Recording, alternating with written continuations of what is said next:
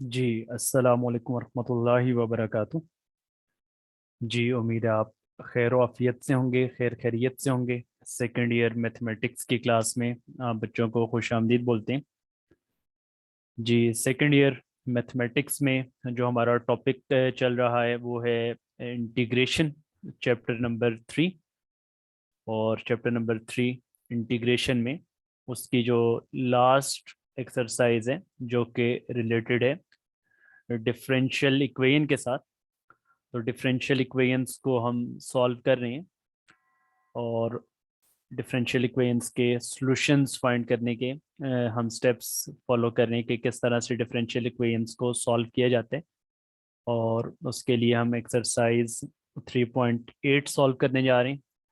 और 3.8 के कुछ क्वेश्चंस हमने प्रीवियस सेशन में सॉल्व किए और अभी मज़ीद कुछ और क्वेश्चंस जो है वो इस सेशन में हम सॉल्व करेंगे। तो pattern through out differential equation solve करने का एक जैसा ही है, एक ही पैटर्न पे आपने उन क्वेश्चंस को सॉल्व करना है। तो अभी हम स्टार्ट कर रहे हैं from question number 8। Question number 8 से हम स्टार्ट कर रहे हैं। तो क्वेश्चन नंबर 8 में डिफरेंशियल इक्वेशन आपके पास है X square plus one divided by Y plus one. जी, X square plus one divided by Y plus one is equal to X upon Y is equal to X upon Y. और ये है D Y by D X साथ में। तो equation को solve करने का पैटर्न हमने क्या डिस्कस किया कि सबसे पहले जो भी डिफरेंशियल इक्वेशन गिवन होगी उसको आपने क्या करना होगा, सेपरेबल बनाना होगा। ठीक है। तो सेपरेबल बनाने से मुराद क्या है कि आपने वाई वाले टर्म्स को एक साइड पे अरेंज करना है, उसके साथ डिफरेंशियल एलिमेंट डी वाई, और एक्स वाले टर्म्स को एक साइड पे अरेंज करना है और उनके साथ डिफरेंशियल एलिमेंट डी एक्स। तो ये आपके पास डी एक्स जो है वो x square plus one, x उधर मल्टीप्लाई हो रहा है, इधर आकर डिवाइड करवा दें। और डी एक्स इधर राइट साइड पे डिवाइड हो रहा है, राइट लेफ्ट पे आकर मल्टीप्लाई करवा दें। सेम इसी तरह से Y plus one left side पे डिवाइड हो रहे हैं, राइट पे आकर मल्टीप्लाई करवा दें upon Y as it is और डी वाई भी एज इट इज। तो ये आपके पास सेपरेबल आपने इसको बना लिया। सेपरेबल बनाने के बाद इनको आप अलग अलग डिवाइड भी कर लें, Y upon Y plus one upon Y into D Y. और इसी तरह से X square upon X plus one upon X into D x. तो ये आपने क्या कर लिया, सेपरेबल बना लिया। सेपरेबल बनाने के बाद अब आप इस पे इंटीग्रल अप्लाई कर देंगे, apply integral on both sides. तो वाई अपॉन वाई क्या हो जाएगा, वन, और प्लस वन अपॉन वाई, तो one plus one upon Y की इंटीग्रेशन लेफ्ट साइड पे। और एक्स स्क्र अपॉन एक्स क्या हो जाएगा, एक्स, और प्लस वन अपॉन एक्स, तो x plus one upon x d x, ये एक साइड पे आ गया। तो इस तरह से आपने दोनों साइडों पर इंटीग्रल अप्लाई कर दिया, लेफ्ट साइड पे भी और राइट साइड पे भी। और नेक्स्ट स्टेप में फिर आपने क्या करने, जी, तो अब आप जब दोनों तरफ इंटीग्रल अप्लाई करेंगे तो इंटीग्रेशन ऑफ वन क्या आ जाएगी, और इसी तरह से integration of one upon Y, ये भी आप बच्चों को पता है। इसी तरह से इंटीग्रल ऑफ एक्स, और इसी तरह से integral of one upon x. तो अब आपने हर टर्म को अलग अलग यहाँ पर इंटीग्रेट कर लेने। तो वन का इंटीग्रल आपको पता है वाई आ जाएगा, प्लस वन अपॉन वाई का इंटीग्रल, जी वन अपॉन वाई का इंटीग्रल आपको पता है नेचुरल लॉग ऑफ वाई आ जाएगा। ठीक है। और इसी तरह से राइट साइड पे एक्स का इंटीग्रल क्या आ जाएगा, एक्स स्क्वायर अपॉन टू, और वन अपॉन एक्स का इंटीग्रल क्या आ जाएगा, नेचुरल लॉग ऑफ एक्स। और कांस्टेंट जो है वो आप यहाँ पर इन्वॉल्व कर लें। तो कांस्टेंट आपके पास, उसको भी अगर आपके पास आंसर्स नेचुरल लॉग के फॉर्म में आ रहे हैं तो कांस्टेंट को भी आप नेचुरल लॉग के फॉर्म में लिख लें, नेचुरल लॉग ऑफ सी लिख लें। ठीक है। उसके बाद फ्रैक्शन ख़त्म करने के लिए आपको पता है हर टर्म को आप किससे मल्टीप्लाई कर लेंगे, हर टर्म को आप टू से मल्टीप्लाई कर लें, या फिर इसमें दूसरा कंसेप्ट आप ये भी अप्लाई कर सकते हैं कि जो लॉग वाली टर्म्स हैं उनको आप एक साइड पे अरेंज कर लें। लॉग वाली टर्म्स को अगर आप एक साइड पे अरेंज कर लें तो क्या हो जाएगा, natural log of Y minus natural log of X. ठीक है, natural log of Y plus sorry minus natural log of X, और जो बाकी टर्म्स हैं उनको एक साइड पे अरेंज कर लें, एक्स स्क्वायर अपॉन 2, और वाई राइट पे आएगा माइनस वाई, और प्लस साथ में नेचुरल लॉग ऑफ सी आ जाएगा। ठीक है, अब लॉग की प्रॉपर्टी लेफ्ट साइड पे क्या अप्लाई हो सकती है? लॉग की प्रॉपर्टी ये अप्लाई हो सकती है कि जो जब दो टर्म्स के दरमियान माइनस आ रहा हो तो उसको सिंगल लॉग की फॉर्म में आपने लिखना हो तो वो आपस में क्या हो जाती है? डिवाइड हो जाती है। तो it can be written as natural log of y upon x is equal to x square upon 2 minus y plus natural log of c. और उसके बाद फिर आपको पता है कि जब आप इसको सेपरेट करते हैं, लॉग को एक साइड से दूसरी साइड पे शिफ्ट करते हैं, तो वो कन्वर्ट हो जाता है किसमें? एक्सपोनेंशियल में। तो ये आपके पास बनेगा y अपॉन एक्स, जी y upon x is equal to e power x square upon 2 minus y plus natural log of c. और फिर अलग अलग जब आप इसमें पावर की फॉर्म में लिखेंगे, ई की power x square upon 2 dot E power minus y dot E power natural log of c. ठीक है, तो ये क्या बनेगा जनाब आपके पास? E power natural log of c, जी। तो वाई अपॉन एक्स किसके इक्वल आ जाएगा? ई की power natural log of e या ई पावर नेचुरल लॉग वो वन होते हैं, तो ये आपके पास आ जाएगा e power x square upon 2 dot ई पावर माइनस वाई, अगर आप डिनोमिनेटर में लेकर आए तो ई पावर प्लस वाई हो जाएगी, और साथ में ई पावर नेचुरल लॉग ऑफ सी सिर्फ क्या आ जाएगा? सी आ जाएगा। ठीक है, और लास्ट स्टेप में फिर आप इसको क्या लिख सकते हैं? इसको आप बना सकते हैं जनाब, ई वाई को लेफ्ट में मल्टीप्लाई कर लें, तो Y E Y is equal to what?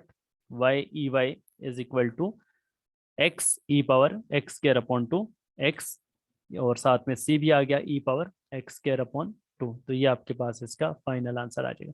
तो अगर यहाँ तक भी आप लिख लें तो एज सच प्रॉब्लम नहीं है। बाकी अगर आप उसको एग्जैक्ट बुक की आंसर के साथ मैच करवाना चाहें तो फिर उसमें ये आपने फर्दर सिंप्लीफिकेशन करनी होती है कि वाई वाली टर्म्स को इकट्ठा एक तरफ किया, लॉग की प्रॉपर्टीज अप्लाई की, और उसके बाद फिर नेचुरल लॉग को दूसरी तरफ शिफ्ट करके ई में कन्वर्ट किया। और फिर जब जैसे कि आपको पता है कि मल्टीप्लिकेशन में पावर्स ऐड होती हैं, तो इसी तरह अगर आपके पास पावर्स ऐड हो रही हैं ऑलरेडी तो उनको अलग अलग आप बेसिस की फॉर्म में लिख सकते हैं। तो ये फर्दर उसकी सिंप्लीफिकेशन करके एग्जैक्ट आपका आंसर जो बुक के आंसर के साथ है मैच करना हो तो इन स्टेप्स को आप फॉलो कर सकते हैं। अदरवाइज अगर आप यहाँ तक भी कर लें तो आपको मार्क्स जो है वो फुल में मिल जाएंगे, यहाँ तक भी आपका ओके होगा, वो गलत कंसिडर नहीं होगा। तो इस तरह से इक्वेशंस, डिफरेंशियल इक्वेशंस हम सॉल्व कर सकते हैं, और उनको आप क्या बना सकते हैं जनाब? जी, उनको आप सेपरेबल बनाकर अलग अलग इंटीग्रेट कर सकते हैं। जी, मज़ीद हम इसके कुछ क्वेश्चन सॉल्व करते हैं। नेक्स्ट अभी हम जो इसका क्वेश्चन, अच्छा ये क्वेश्चन नंबर 8 आप तमाम बच्चों को ओके हो गया? जी, इसमें कोई कन्फ्यूजन, कोई प्रॉब्लम तो नहीं है? ये आप तमाम बच्चों को समझ आ गया? देन फिर हम नेक्स्ट क्वेश्चन की तरफ मूव करते हैं। ये आपका क्वेश्चन नंबर 8 यहाँ पे कंप्लीट हो गया। तो इसमें आप अपना फीडबैक दे दीजिए। ओके है तो ओके लिख दें, और अगर ओके नहीं है, किसी स्टेप में कोई प्रॉब्लम है, कोई कन्फ्यूजन है, तो बिल्कुल you can ask question in text message और इन ऑडियो। तो आप टेक्स्ट मैसेज में भी सवाल पूछ सकते हैं, ऑडियो में भी सवाल पूछ सकते हैं। जी, ओके हो गया उज़ैफ़ा की तरफ से, अलिया मज़क्की की तरफ से, अंजला की तरफ से। जी, जो बाकी क्लास में मौजूद हैं वो भी अपना फीडबैक बता दें, और अगर किसी स्टेप में प्रॉब्लम है तो बिल्कुल you can ask question, options आपके पास मौजूद हैं। आप टेक्स्ट मैसेज में, ऑडियो में सवाल पूछ सकते हैं। चलें जी, ओके हो गया, ठीक है। जी, नेक्स्ट अभी हम कौन सा क्वेश्चन सॉल्व कर रहे हैं? क्वेश्चन नंबर 8 के बाद एक्सरसाइज हमारी चल रही है 3.8, और एक्सरसाइज 3.8 में नेक्स्ट जो क्वेश्चन हम सॉल्व कर रहे हैं वो है क्वेश्चन नंबर 11। क्वेश्चन नंबर 11 है, उसमें भी डिफरेंशियल इक्वेशन आपके पास है, D Y by D X plus, जी, D Y by D X plus 2xy upon Y plus one. तो 2xy upon Y plus one is equal to x.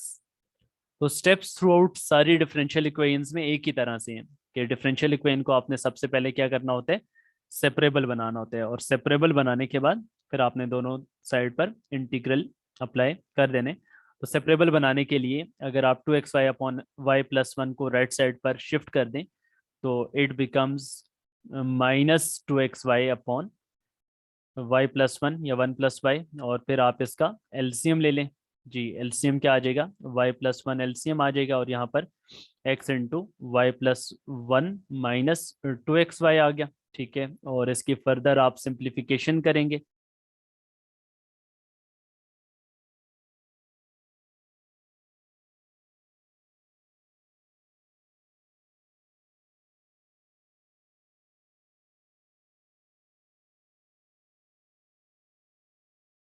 इन तीनों terms में से आप अगर कुछ कॉमन लेना चाहें तो न्यूमरेटर में से आपको नजर आ रहा है कि आप x कॉमन ले सकते हैं। x जब कॉमन आएगा तो ये आ जाएगा y+1 माइनस 2y आ जाएगा, और देन फिर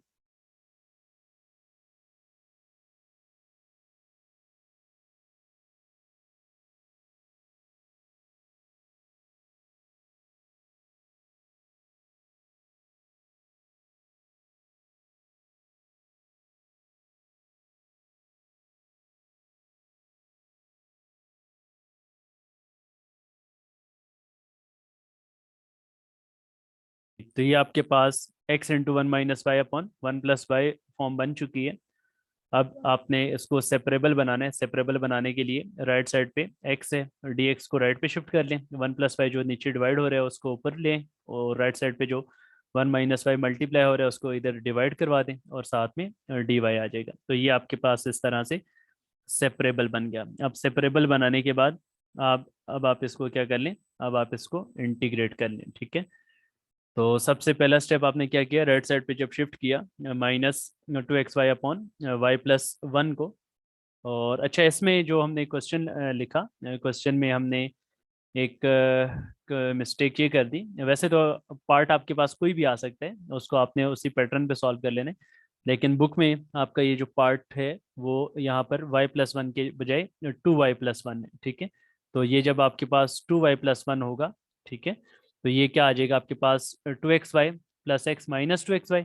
तो +2xy और -2xy आपस में क्या हो जाएगा, कैंसिल हो जाएगा। ठीक है, जब ये आपस में कैंसिल हो जाएगा तो न्यूमरेटर में जस्ट आपके पास क्या बचेगा, न्यूमरेटर में आपके पास सिंपल x आ जाएगा। न्यूमरेटर में जब आपके पास सिंपल x आ जाएगा तो फिर आप उसको फर्दर उसी तरह से आगे सिंप्लीफाई करेंगे, तो ये आपके पास जो फॉर्म बनेगी, ये आपके पास फॉर्म आ जाएगी x/1 + y।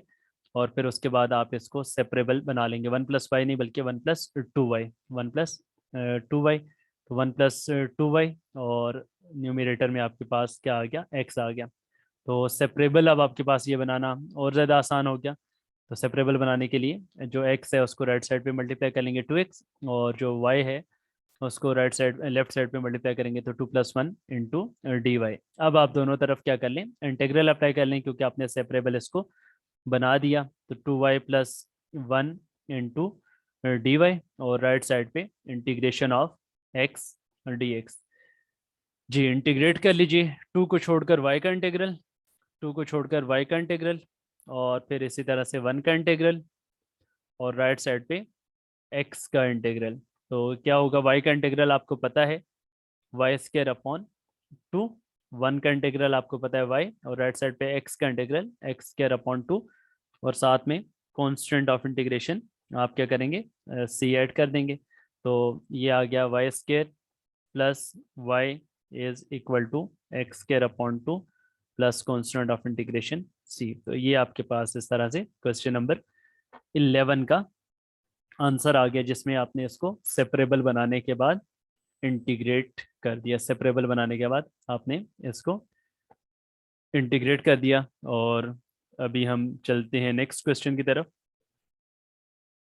जी स्टूडेंट्स, नेक्स्ट क्वेश्चन जो हम सॉल्व करने जा रहे हैं डिफरेंशियल इक्वेशन का, एक्सरसाइज हमारी चल रही है 3.8, और 3.8 का क्वेश्चन जो हम सॉल्व कर रहे हैं वो कौन सा है जी, क्वेश्चन नंबर 13। क्वेश्चन नंबर 13 है जिसमें डिफरेंशियल इक्वेशन आपके पास है सेकंड स्क्वायर एक्स, जी second square x tan of y d x, second square x tan of y d x, और इसी तरह से plus second square y plus second square y tan of x d y = 0। तो ये बेटे आपके पास differential equation है, और तमाम डिफरेंशियल इक्वेशंस को सॉल्व करने का प्रोसीजर एक ही है कि सबसे पहले आप उनको क्या कर लें, सबसे पहले आप उनको सेपरेबल बना लें। तो यहाँ पर भी आप इनको सबसे पहले सेपरेबल बना लीजिए, और सेपरेबल बनाने के बाद फिर आप इनको इंटीग्रल अप्लाई कर देंगे दोनों तरफ। तो सेपरेबल बनाने के लिए आप इसको अरेंज कर लीजिए। जी जनाब। तो अरेंजमेंट आपके पास इस क्वेश्चन नंबर 13 की कैसे होगी, एक्स वाली टर्म्स को एक साइड पे अरेंज कर लें और वाई वाली टर्म्स को एक साइड पे अरेंज कर लें।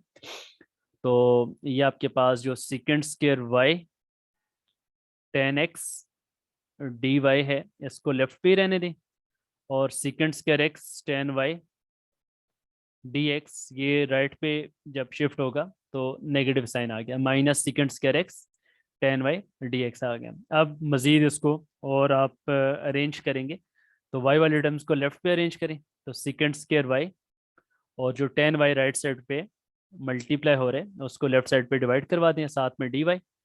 और इसी तरह से राइट साइड पे माइनस सेकंड स्क्वायर एक्स और लेफ्ट साइड पे जो टेन एक्स मल्टीप्लाई हो रहा है उसको राइट पर डिवाइड करवा दें, तो टेन एक्स और साथ में डी एक्स। तो ये आपने इसको क्या कर दिया, सेपरेबल बना लिया।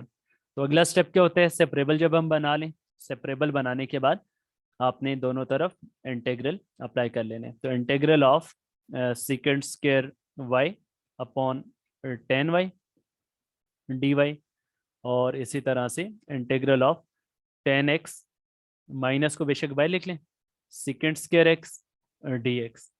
तो आपने दोनों साइडों को इंटीग्रल, दोनों साइडों पे इंटीग्रल अप्लाई कर दिया। जी टेन का डेरिवेटिव क्या होते हैं, टेन का डेरिवेटिव होता है सेकंड स्क्वायर। तो आप देखें यहाँ पर डिनोमिनेटर में फंक्शन है और न्यूमिनेटर में उसका डेरिवेटिव मौजूद है। तो नीचे फंक्शन हो और ऊपर उसका डेरिवेटिव मौजूद हो तो उसके बारे में आपको पता है, उसकी इंटीग्रेशन क्या होती है।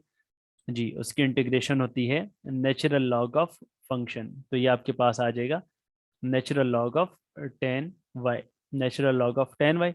सेम केस राइट साइड पे आ जाएगा कि नीचे फंक्शन है ऊपर उसका डेरिवेटिव मौजूद है, तो टेन का डेरिवेटिव सेकंड स्क्वायर। तो नीचे फंक्शन हो ऊपर उसका डेरिवेटिव मौजूद हो तो नेचुरल लॉग ऑफ फंक्शन आ जाएगा। अब लेफ्ट साइड पे भी आंसर जो है वो नेचुरल लॉग की फॉर्म में आ रहा है, राइट साइड पे भी नेचुरल लॉग की फॉर्म में आ रहा है। तो कॉन्स्टेंट जो हम इन्वॉल्व कर रहे हैं उसको भी हम नेचुरल लॉग की फॉर्म में ही कर देते हैं, उसको भी हम कॉन्स्टेंट को भी नेचुरल लॉग की फॉर्म में कर देते हैं। तो ये जनाब आपके पास क्या आ जाएगा, natural log of tan y. और इसको भी अगर हम लेफ्ट पे शिफ्ट कर दें, minus natural log of tan x को अगर हम लेफ्ट पे शिफ्ट कर लें तो it becomes plus natural log of tan x. ठीक है। और राइट साइड पे आपके पास क्या है, नेचुरल लॉग ऑफ सी। तो लॉग की प्रॉपर्टी अप्लाई करें लेफ्ट साइड पे कि अगर टर्म्स के दरमियान में आपके पास प्लस आ रहा हो सिंगल लॉग की फॉर्म में, आप उसको क्या लिख लेंगे, natural log of tan y tan x, tan y tan x. और राइट साइड पे natural log of c, natural log right पे ई में कन्वर्ट होगा तो natural log of e one हो जाता है। ये दोनों नेचुरल लॉग आपस में जब कैंसिल हो जाएंगे तो ये आपके पास क्या हो जाएगा, tan of x tan of y is equal to c, tan of x tan of y is equal to c. तो ये आपका जनाब क्वेश्चन नंबर 13 यहाँ पर कंप्लीट हो गया।